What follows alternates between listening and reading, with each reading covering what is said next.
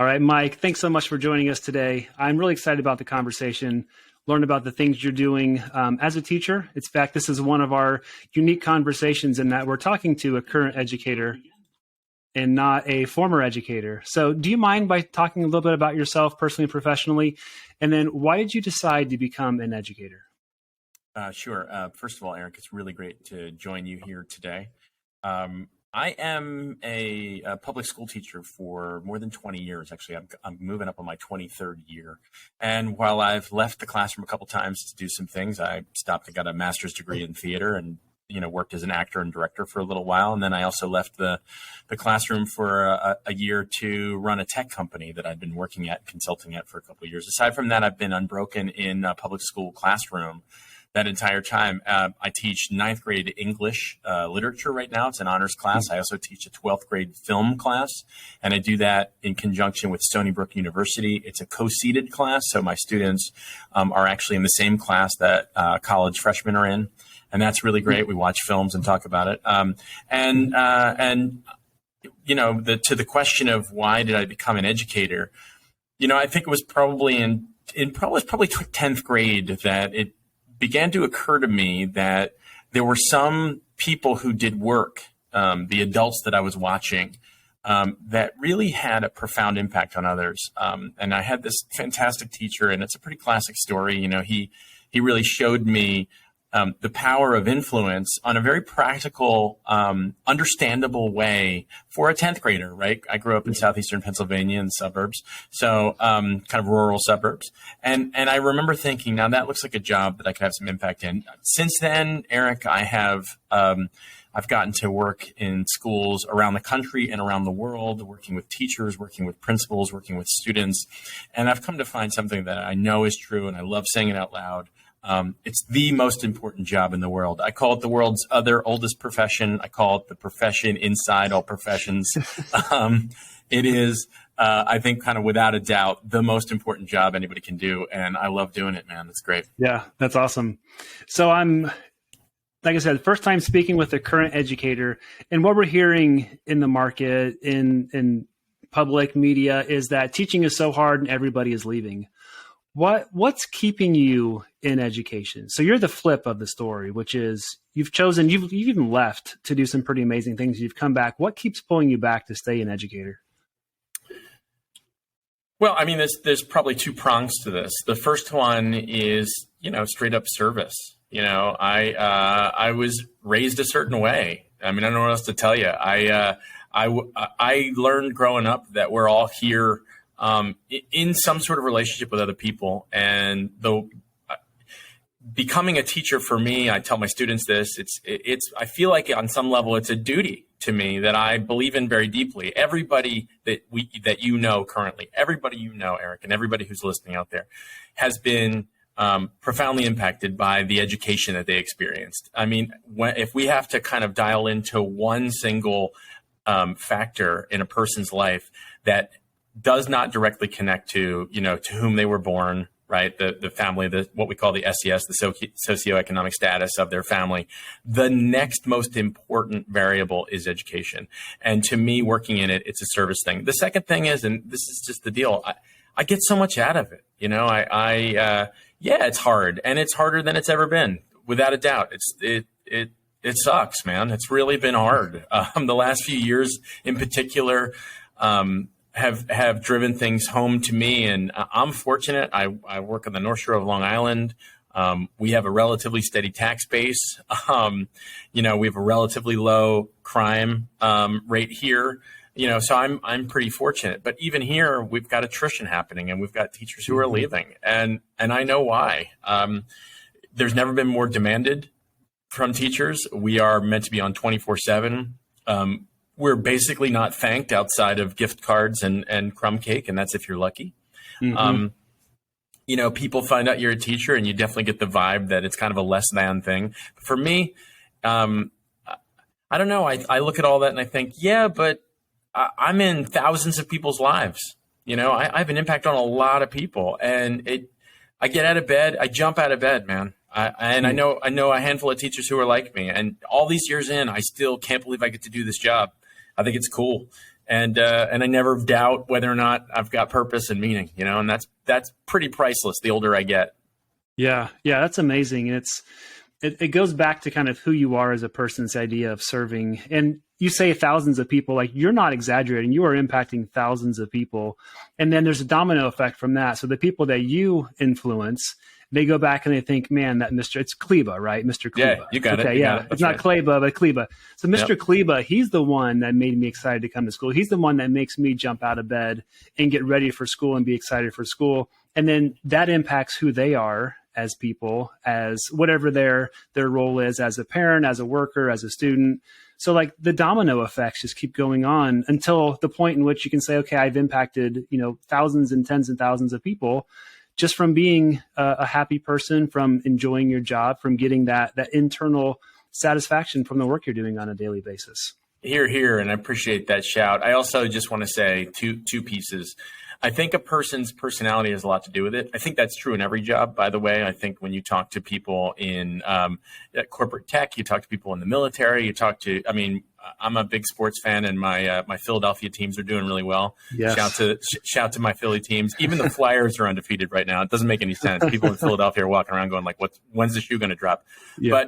But in sports, who your coach is and who your fellow players are, it really matters personality wise. But I find that there is some sort of weird depreciation. I'm not saying you're doing this, but I'm saying I find that people will say, well, it's your personality that makes you, suited to be a teacher. I'm like, well, show me a job where personality doesn't matter. I mean, even an awesome thoracic surgeon, if she isn't nice to be around, I promise you there are people who are not doing as good work as they could because they got to work with Dr. So-and-so today. So, and that's part of my consulting that I do when I work with schools and I've worked in the corporate space. When I work with teams, I start with, listen, all leadership is sweaty and personal, and our relationships and our personalities, these aren't extra things. These things we call soft skills, they're the most important skills that exist outside the fundamental competencies of your job. So I appreciate the chance to talk about that. And as for the generations of people that we get to impact, yeah, man, that's the part that really grounds me sometimes. When on my worst day, I go, you know what, dude? They're going to talk about me 50 years from now. That's right. And they will. There'll be a kid somewhere who will. And who gets to say that? Who gets to say that? Yeah, cool. That's amazing. Yeah. So you and Ryan O'Hare wrote a fascinating book, Otherful, How to Change the World and Your School Through Other People. I'm curious, what was happening in your life during that time to make you say, I need to write a book to help other school leaders? So I think, we addressed this at the beginning of the book, but a number of meetings that I sat in on where I'm surrounded by, terrific professionals in this field. And I can't believe how depressing the level of discourse is about what we're doing. It kind of started there. It started with like a basic frustration of like, hold it. We're bringing new teachers into this situation. We're bringing in new recruits and they are sitting through this. Yeah. Like, how is that possible? And then it started to go from there. I started to think a little bit about, and Ryan and I started to think a little bit about how meaningful leadership is at certain junctures in every system. So you've got education's one. I've talked about medicine. We talked about, military industrial complex. Talk about tech. Talk about healthcare. There are very important jobs that appear in the middle management, right? You've got, we all draw our minds to the top level. We love the C-level. We love the presidents. We love the coaches. We love the people at the top. But where so much of what happens in a system, like who impacts it the most, are these kind of what we sometimes call middle managers. I call them leaders. I call them, it's the sergeants. We love to use the military as an analogy. It's the sergeants, it's the lieutenants, it's the captains, it's the majors. That's where the culture gets built. And so Ryan and I, we just got really excited about it. We started studying what was happening in our lives as we were watching some leaders who maybe we thought weren't maybe doing as well as we thought they could, and what would happen if they did. And then we just started studying voraciously everywhere. We started reading leadership books, and it took us about 10 years to collate our thinking and to formalize this framework in Otherful. And we're still there, man. We're writing our next book now, and we're selling books.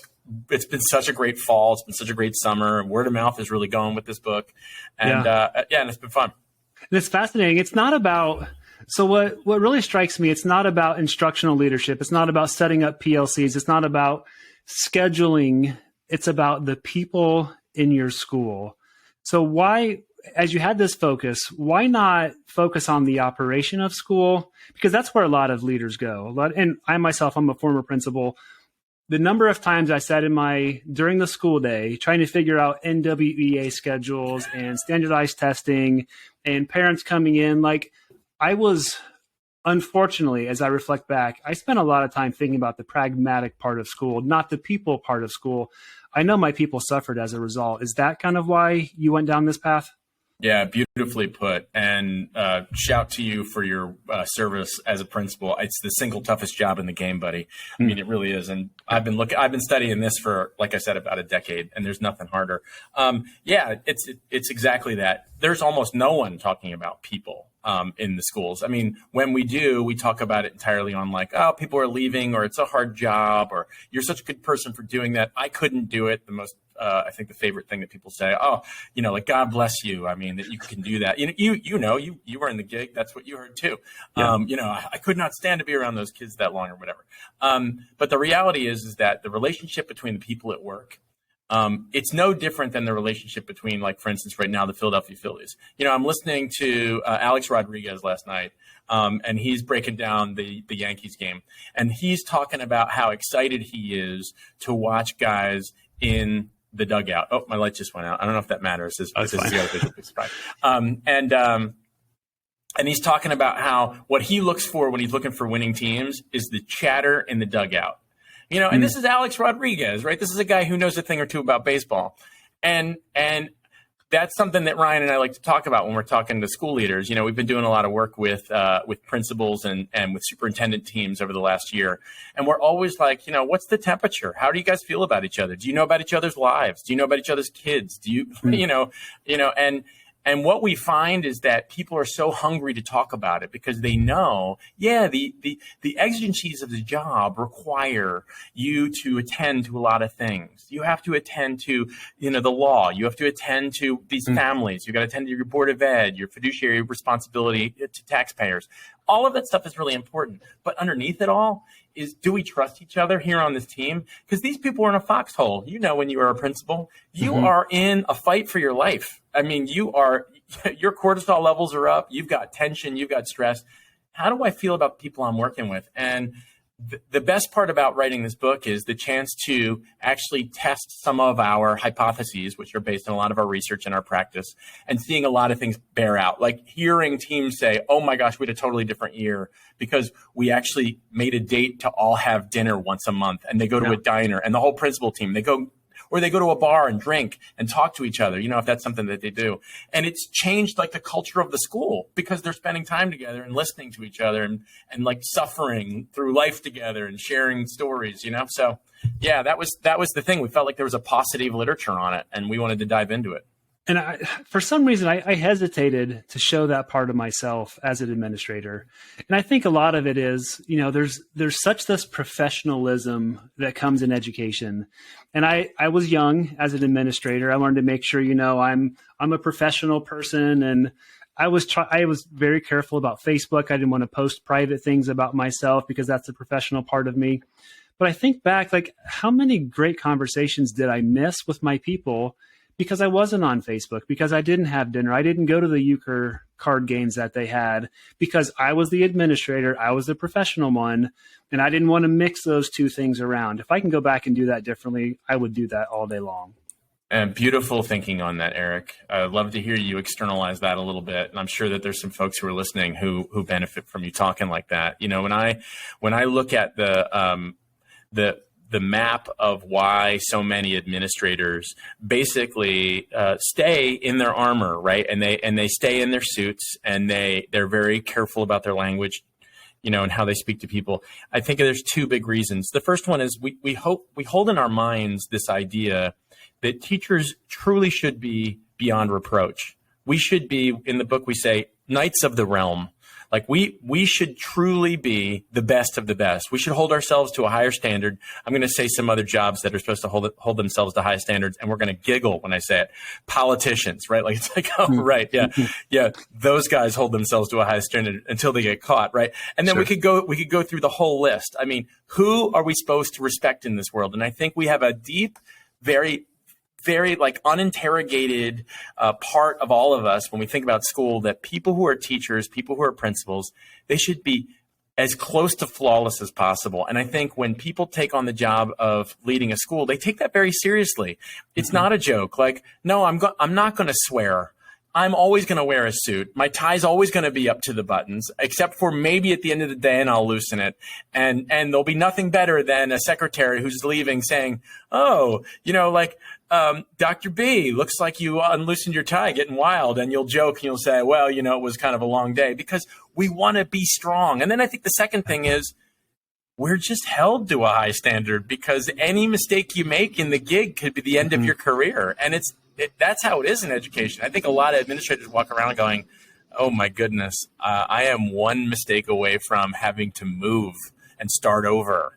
And I know a lot of principals feel that way, because, the nearby school districts will hear about the mistake you made as well. So it's a tough gig, man. Admin is very hard. Yeah, which is why I love a book like yours that's so focused on what are the things that school leaders can actually do to improve the culture, to improve the relationships, the connectivity within schools. I know one of the big parts of your book, and this is the very beginning chapter, is the idea of artificial versus natural accountability. Can you explain that to everybody? What's it mean to have artificial accountability versus natural accountability?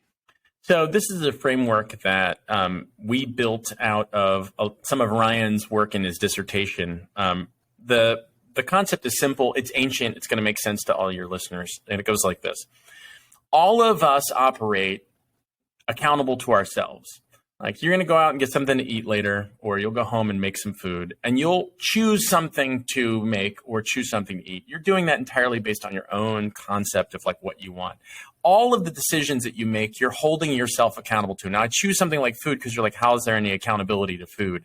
Well, actually, you've got to feed yourself well. And for some of your listeners, they're thinking a lot about their food. They think about it every day. They're counting calories. They're maybe counting how much sugar they can have, what their salt intake is. That's you being accountable to yourself. You're taking care of your body.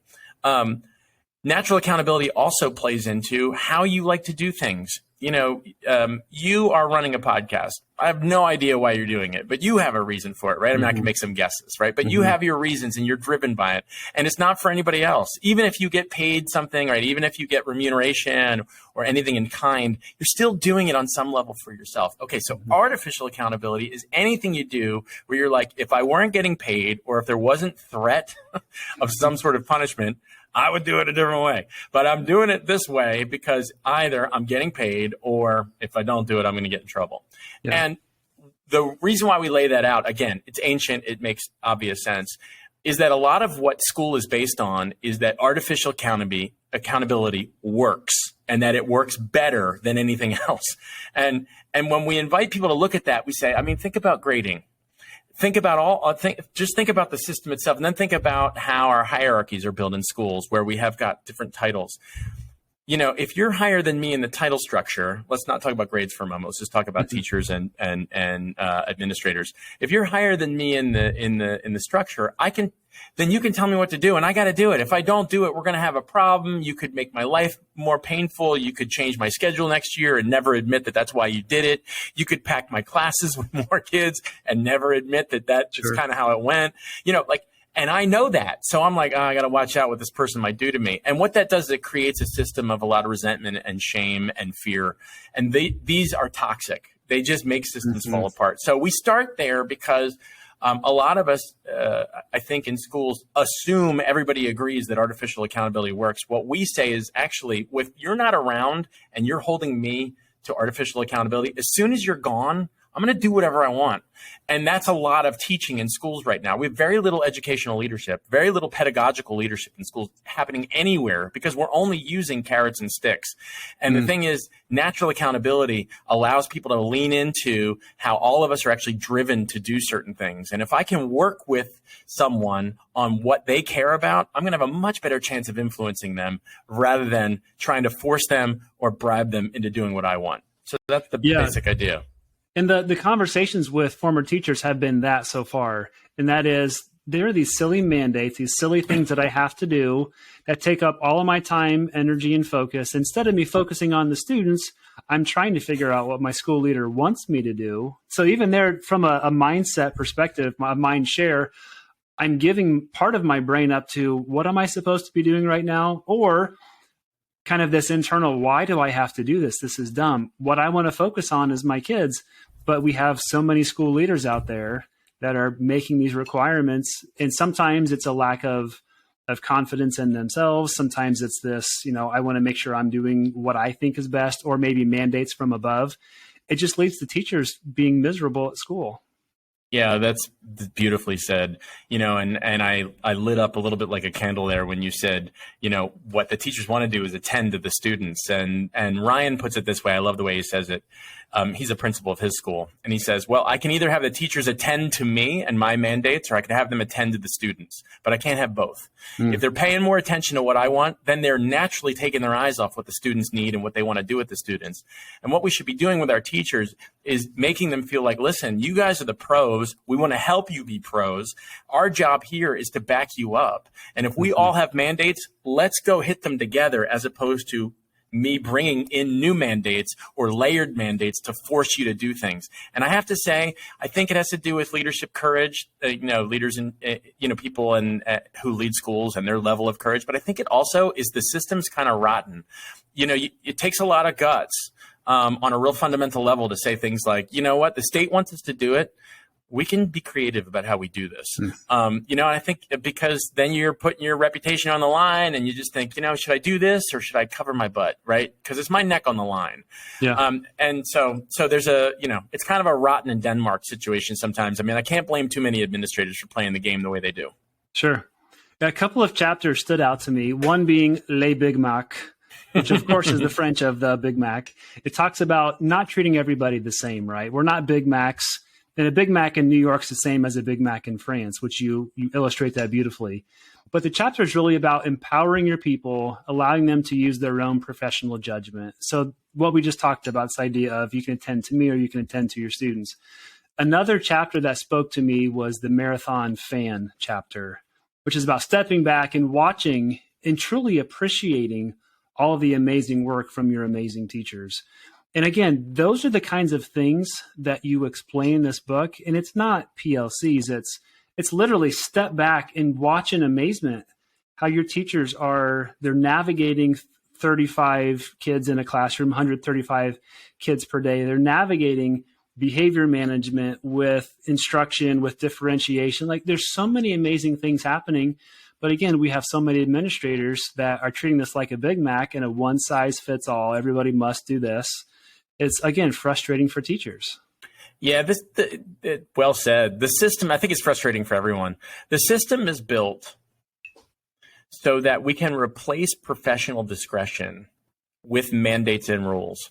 Mm-hmm. And we all agree to this devil's bargain, basically, whether we do it, externally or tacitly, because it's the best way to stay safe. If I say my hands are tied here, look, the rules are what the rules are, then I don't have to make any decisions. And there's been this slow turning over the last 30 years in education where we've said, listen, let's actually take all decision making away from teachers. Let's articulate all of the curriculum. Let's make it transparent so everybody knows. And the current movement now, and the current movement will be replaced by something else in 5 years. It's parent control, right? So let's make sure we actually make the curriculum laid out in such a way so that people know a year ahead what kids are learning in their math class in March, so that here I am in August, if my students in a class, I can be like, well, what are they doing in March? And without interrogating this seems to make sense. But what it does, obviously, is it turns all the teachers into paint by numbers folks. And for any of them who, for example, are actually attending to their students, they then are stuck in a really tough tension of like, who do I pay attention to? And this is the whole, do I pay attention to the mandates or do I pay attention to the students? And the answer should be both, but the mandates will always win. They will always win. Now, to the second piece, this piece about the marathon fan, I invite principals and department chairs and superintendents to touch back into the awe, AWE, awe that they have for students. Now, when we see a 6-year-old or 7-year-old do something very gracious or speak very eloquently or maybe draw something or like shoot a basket and it goes in, we're genuinely pretty impressed. And you show me a 6 or 7-year-old who like picks up a violin and starts playing it well, people, their jaw's on the floor and they're like, can you believe this kid, right? Sure. How amazing. And we have that same reaction when we see like maybe an 11-year-old or a 12-year-old go out of their way to help another kid. Like maybe they carry their books home every day because this kid maybe is in a situation where he or she can't carry their bags. And so this kid just self-volunteers and does it. We're like, wow, isn't Joey a wonderful kid? And I say, all right, that awe is beautiful. Now apply that awe to your teachers. Like, to what extent do you have capacity to be in awe of your people? And that's what the Marathon Fan's about. I love watching marathons. Listeners, if you haven't watched a marathon in person, I know it sounds like you're watching paint dry, but I'm going to tell you right now, and this is one of the few guarantees you're going to get maybe today or this week or the next month, you will well up with tears. It might not break, you might not start tearing, and the tear might not roll down your cheek, but your eyes will well up. I'm telling you it's going to happen, because when you watch people run 26 miles for no good reason but to push themselves, and you're standing there watching them, you're cheering for them, but you can't help yourself because you're like, I'm cheering for humanity right now. And I think when you see leaders of any sort in any field, but especially in schools, look that way towards their people, you're going to build a system where people reach more, they take more risks, they trust each other more, they trust themselves more, and they grow, they thrive. It's that word thrive, which we overuse so much. People thrive when people believe in them. And that awe, I think, is the key. We should be in awe of each other. Humans are amazing. We do incredible things, and we forget it. We take it for granted. We get caught up, et cetera. So that's the Marathon Fan, and I invite people to bring it to whatever field they're in, let alone education. Yeah, and kind of similarly, you describe initiatives, I think, beautifully as well. In this chapter, you talk about how the school leader identifies a problem, goes to a conference, learns something new and says, oh, this is the new flashy thing. I have to implement this. So they go back to their classroom, professional development.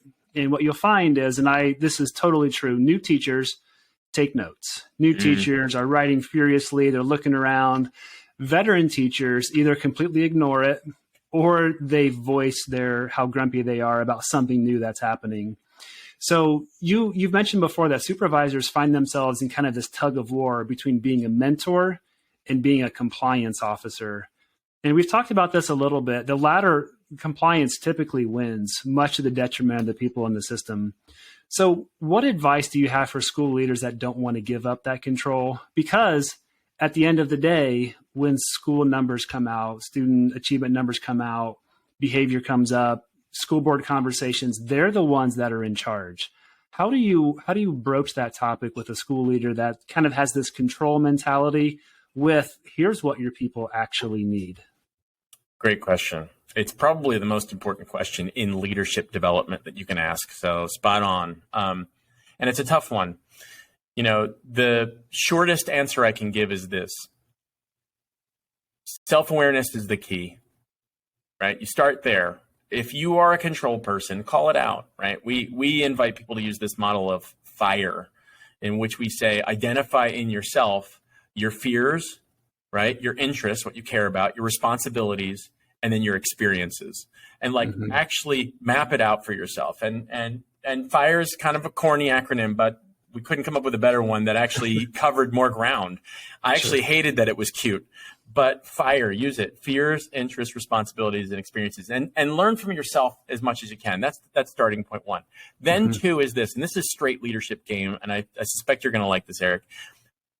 You either realize or you don't realize something that Napoleon spoke about elegantly. What Napoleon said is, there's not a general in my army who knows more about what's going on in the battlefield than a soldier. Now, just that insight, that's a truth. That's not an opinion. That's the deal. We talk about, you got to shrink the distance between the people making decisions and the conditions on the ground, no matter what job you have. And in fact, the greatest problems in any field happen as that chasm grows. In administration, generally speaking, very few administrators are in the classroom. And when they are, then they're attending to their kids. If you are, as an administrator, and this is very practical, if you observe a teacher 9 times in a year, then you're basically seeing 1% of their practice. Think about that for a second. Now, why is that the case? Because this teacher is doing somewhere to the tune of 900 hours of class time per year. And you can, run that through your algorithm any way you want. You're going to come up with that number. It's somewhere between 650 and 900, 1,000 hours. You'll have to see him 20 times to see him 3% of the time. It's a fool's errand to try to control something that you cannot control. So that's the next place. So then what do you have to do instead? Well, you've got to go for influence, because control will fall flat, and it just will. You're just not around enough. You have too many teachers to watch. You got too many things to attend to. So at some point or another, your attempt to, it's the dog and the bone. You're going to drop the bone in the water and have nothing. When you try to have both bones, you can only do so much. So that's where we go. It's kind of a two-pronged thing. And honestly, Eric, I see people fight with it, and they're just like, they struggle. And I say, this might take you some time to buy into, but these them the facts, that's what it is. I'm not here to sell you anything. I'm just asking you to look at what's there, Yeah. So Otherful, it's filled with just fascinating vignettes that illustrate the leadership concepts. So if I'm a struggling principal, and that's what I'm hearing from these teachers, again, is comes back to leadership. If I'm a principal, I have the self-awareness to say, we have a problem. It probably starts with me, or at least I need to be a catalyst in whatever way we can solve this problem. Where do I start? What's a good beginning point for me to say, okay, I've identified we have a problem. I want to serve our teachers better. Where can I begin? Yeah, that's an amazing question. I think you've got to rally your team, right? I think a lot of us toggle back and forth in our heads about, like, what's my job as a leader? So if we're going to take the principal, the principal is a singular position. It's an inherently lonely position. The only lonelier job in education, of course, is the superintendent of schools. And that's because you just don't have a peer, right? And the hierarchy is always in play at school, as it is probably in most workplaces. Sure. So what you want to do first is you got to start with your team. And by that, I mean your leadership team. Now, your leadership team can be the nominal leadership team. Those are your commissioned officers, right? Those are your department chairs, your assistant principals, your deans, anybody who's got a title. They tend to be people who aren't in the classroom. And then you need to map out, who are my field sergeants, my field generals, who are the leaders in this classrooms, because there's always lead teachers, whether we identify them or not. And in fact, some of the research that Ryan and I are uncovering right now is that identifying them as lead teachers actually can rob them of some of their influence. Actually keeping them without a title can actually really work, because these are the social leaders. They've got a finger on the pulse of what's going on. If you've got a union in your school district, it is really helpful to create, some sort of relationship with somebody who's in a leadership position there. And your first goal has got to be to say to your team, I have blind spots and I'm never going to get rid of them. And the only chance I have is for you guys to help me see things. Now, some of what they're going to share with you is going to come through a political lens, and you're going to have to make sense of that. But that's the job, baby. You're principal. It's a political job, But what you need to do is, I think, start there. You need to get an understanding of what they're into and apply this fire to them so you know where they're coming from. And Ryan and I always invite people to recognize that you bring a bias. We talk about bias. We talk about things like confirmation bias, maybe one of the most important and challenging biases to recognize in ourselves. But there's actually something else in play here. And this is, do I like these people? And this is when Ryan and I rely on our good friend Abraham Lincoln, 16th president, and a guy that I'm not even kidding you. I basically talk to him every couple of days in my head. And here's what Lincoln said. Lincoln said, "I do not like that man. I should get to know him better." Mm. And the idea is, start with, I can like everybody on my team. That sounds crazy. I know it does. But that's the job of being a great leader. The great leaders say, I don't like you. That means I need to spend more time with you and figure out how you tick. Because you know what? You're somebody's kid. You're somebody's sibling. You're somebody's spouse. You might be somebody's parent. You're somebody's best friend. You know, if you were to check out today by some terrible event of a tragedy, there'd be people there who'd be talking about how great you were. It's my job to find out what's great in you and then connect into it, build trust with you so that I can then build you up as well. The best leaders are looking to make other leaders stronger. Those are the super players. That's what you want to do. That's step one. Find out your team and then try like heck to like them all. And you will. You'll find things to like about them. You will if you try. That's fascinating. Yeah, I was reading the book and I couldn't help but think about some teachers that I connected with. Like, when you think about, trying to make friends out of people that you don't necessarily like, not saying I didn't like them, but there were some that I had better relationships with others. And it was entirely my fault, is because you gave a couple of examples. Maybe they don't talk the same way that you talk. And there's this instant disconnection at such a surface level. Like, who cares how they talk? That doesn't matter. That's a human being. And it's our job as leaders to be the one that rises up. And maybe they don't like you. Maybe the teacher does not like you as a colleague, as an administrator. That doesn't matter. We need to be the ones that rise up and establish those relationships and be proactive in getting to know people. So there was a little bit of me self-reflecting, thinking, man, that's something else I would have done better. If I were to go back and be an administrator again, I would do that better next time. That's beautiful, man. I'm sure you did great. It's part of what's fun for me and Ryan is that because I'm still a teacher, right? And I want to stay in the classroom. He and I have some pretty rich conversations because he sees things that I don't see and I see things that he doesn't see. And so it's really easy to look in the rearview mirror and go, what could I have done better? But I'm sure you were killing it. This is also an opportunity for me to talk about why we called the book Otherful. And I don't know if this is preempting one of your questions, but this is the perfect time to hit it. And so I've always rankled against the notion that good teachers and good leaders are selfless. I actually think it's terrible. I think the notion that you're supposed to somehow deny yourself or even destroy yourself in order to be a leader is actually, I think, it's a deep misunderstanding of what great leadership's about. But I understand that that's the language we use. So we took the word selfless and we decided to make it into its photographic negative, and we got otherful. And the idea is, knowing other people and caring for other people and making room for other people is actually something that fills us up. It makes us stronger. And some of the most powerful people that you know who are your age or especially older, and I mean, if you ever meet anybody who's in their 60s, 70s, or 80s, and they're a rock star and people are like, oh, can you believe this lady? She's 82. Look at her. I promise you, part of what makes her move is her love of other people and her admiration for people of all ages. That's the special sauce. And I honestly think the future of educational training and in leadership training in the next 10 years, it's going to angle hard into human relationships in which we truly look for what's great in each other, because that's the leveling up. That's the secret, the special sauce, I should say, in successful companies, teams. It's the deal. It's people on the team feel like somebody's seeing me and thinks I'm great. And it's the same thing great teachers do with students. It's the same thing that happened in the head of everybody who's listening to this with one teacher or coach they had. Somebody looked at them and said, you know what, kid, you're really good at X, Y, or Z. And the kid went like, me? You see me? And then suddenly they went to the next level. That's great coaching. Yeah. Yeah. And the idea of the employee experience, I think, is a big part of that. So employee experience is talked about in business all the time.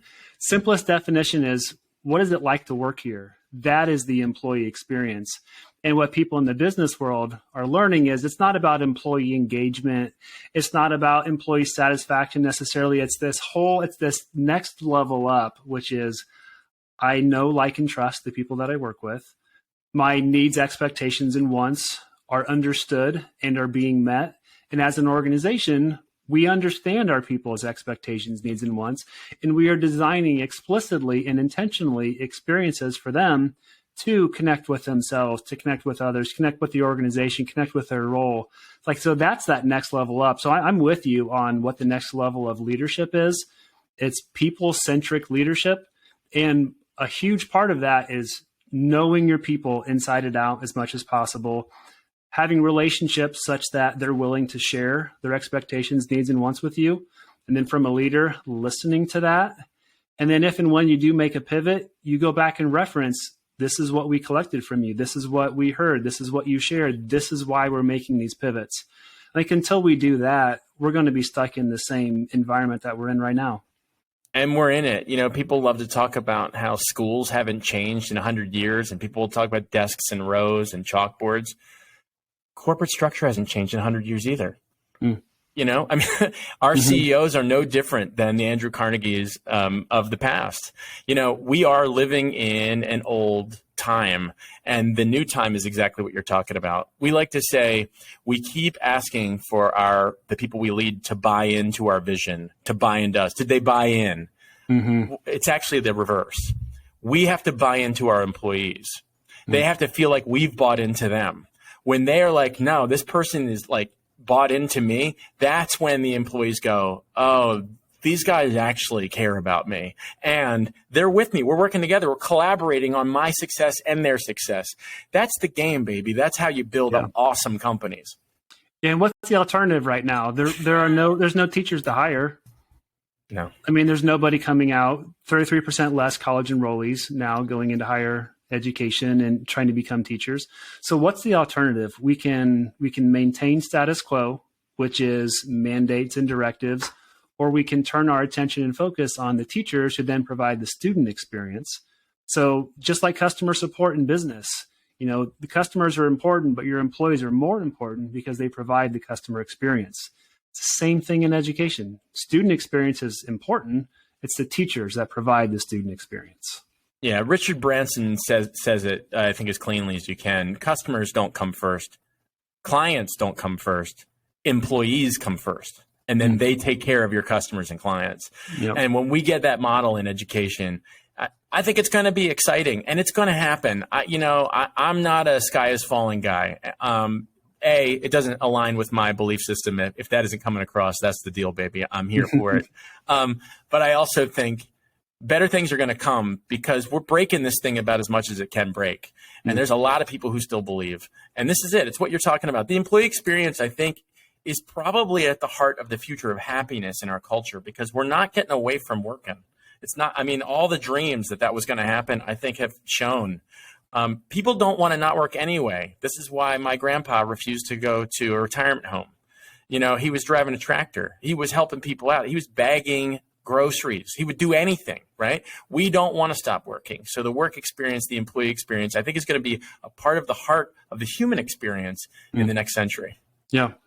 So a couple more questions here, Mike. You've traveled the world. You've spoken with thousands of educators. You've been on some of the biggest stages. From a school leadership and employee experience perspective, what are we getting right in education right now? And where do you think we're most missing the boat?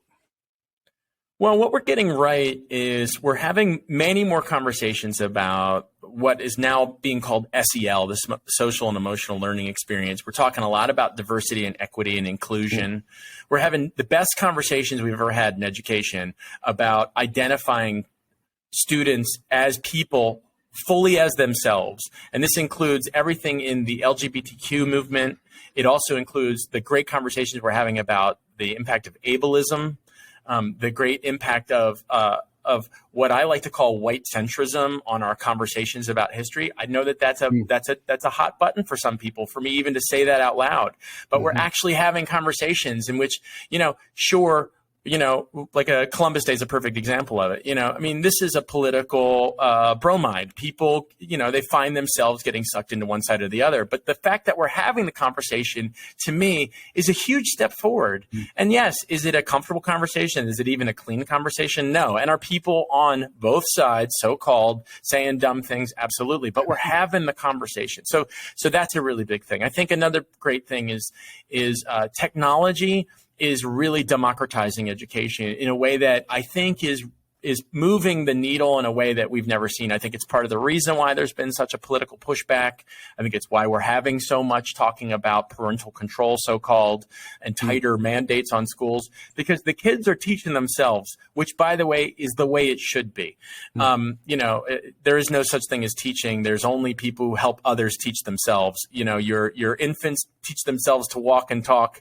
No matter what you try to do, it doesn't make it happen faster. There's no system that, and by the way, you teach yourself how to parent too, don't you? There's no, if there were a system that taught you how to parent and it worked well, we'd all be using it, right? So those are the upsides. I think that's what we're doing really well. We're actually, we're making room. There's a lot of teachers on the ground, a lot of principals on the ground who are making room for this technological movement.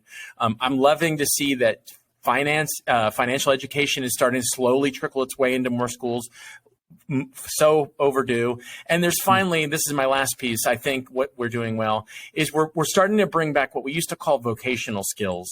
We're talking more about how academic learning doesn't have to be limited to, the main four, which is, of course, English, social studies, math, and science. We're expanding it out, and we're starting to talk about kids getting into professions and careers out of school that don't necessarily require a college degree. And I think we're having better conversations. We still got miles to go, but we're having them. What we're getting wrong, well, I mean, it's open up any website news that you want to.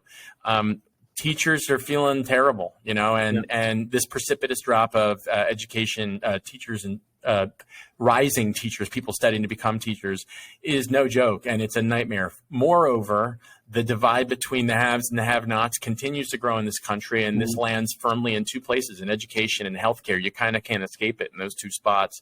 So, we need to get a little more serious, and by a little more serious, I mean we need to get a lot more serious about how we're funding education in this country. And we need to make it a little bit less of a dirty word that it's worth paying for. And that's hard. It's really, really hard. I mean, we're so enmeshed in politics right now that it's hard to have any of these conversations without talking about the political element. So, I think that's how I would circle it up. Yeah, I appreciate that. So what's one action or strategy you hope every school leader takes from this conversation today to create a positive employee experience? What's one thing school leaders can take away? I want to just say it's about attend to the people who work for you with the eyes of a coach who's rooting for their player. And I'm going to go one more on this. We call it the grandparent maneuver. Grandparents love grandkids in a way that parents wish they loved their own kids. Yes. Grandparent, the grandparent maneuver is, hey, look, decriminalize some of this. The kid's doing their best. You know what I mean? Like, don't yell so loud at the kid when he blows it, right? The grandparent reminds us to go for a ride in the car and look out the window and talk, to take them for ice cream, so take your people for ice cream, whatever that means to you, right? And listen to them, talk less, listen more. Mm-hmm. What's one celebration that you've recently experienced you want to share with the audience today? Well, things are going well for us at Team Otherful, but one of the things I wanted to talk about is our audiobook, which is about to drop, and we're really excited about it. Ryan and I are both trained actors, so this is not your usual audiobook. I think people are going to enjoy reading it. I think hearing it in the voices of the guys who wrote it is actually going to be a blast, and the people we've shared it with are like, "Yo, you guys, this is going to be great." So, and I also just wanted to shout that. Just coming back to school, I don't want to sound too corny, but coming back to school is a win. He and I have done a bunch of things. We're doing an Otherful conference this summer. We're working on that right now. Can't announce it yet because we don't have it lined up. But just coming back to school has felt like a really big win because we're still doing the work, man. We're still showing up. Right. And if people want to get a hold of you, what's the best way of them doing that? And I'll include this in the show notes as well. Thank you. Well, you can find me on any platform as Mike Kleba, MikeKleba, and that's Twitter, Instagram, Facebook, LinkedIn. Otherful.com is our website, and that'll give you a little insight into what we do, and also it'll give you an opportunity to reach out to us if you want to talk to us about coming to you or training your people or even doing some virtual meetings with you. And then, of course, on Amazon, you can check out our book there, and that's just under Otherful. You just type that into any search browser, Otherful, one word, one L, you're going to find us. Yeah, that's genius marketing because you can't find anything else that deals with Otherful. Thank you. Yeah, we spent a lot of time on that one, man. Right. Hey, Mike, it's been an absolute pleasure. I really appreciate your time. Appreciate what you're doing in the education world, not just for your students, but other leaders and other teachers across the country as well. So keep up the good work, man. We appreciate it. Eric, my pleasure. And shout to you, man. I love what you're doing. And it was a delight and an honor to be here with you. All right. Thank you.